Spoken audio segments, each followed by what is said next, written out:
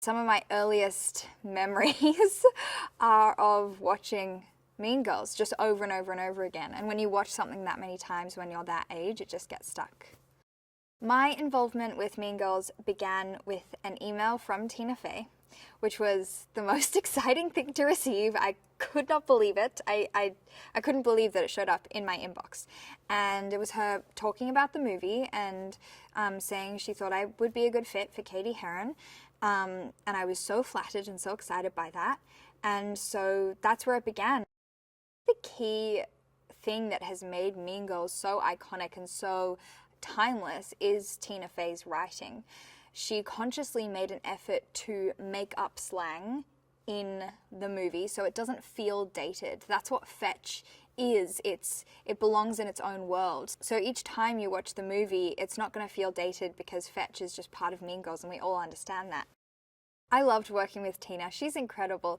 She is so witty and so clever, and one of my favorite parts about working with her is that she was on set and she would give us alt lines to say just before we went for a take, which was so fun because to sort of have that spontaneity of a new joke that you would just say and sort of see how people react. So I loved that freedom in comedy that she had, and she was always thinking of new jokes, new ways to make the scene funnier or more interesting or different. So I love that creative passion and energy that she has.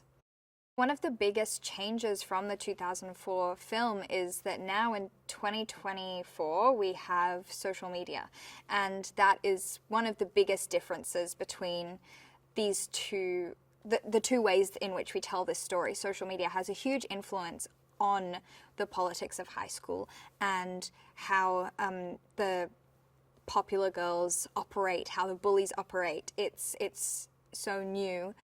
In the 2004 film and in the story of Mean Girls, they are sort of the villains. That's who they're set up to be. And then in pop culture, they become these incredible icons and people are dressing up like them for Halloween. And, you know, they're the ones that you look to for fashion inspiration.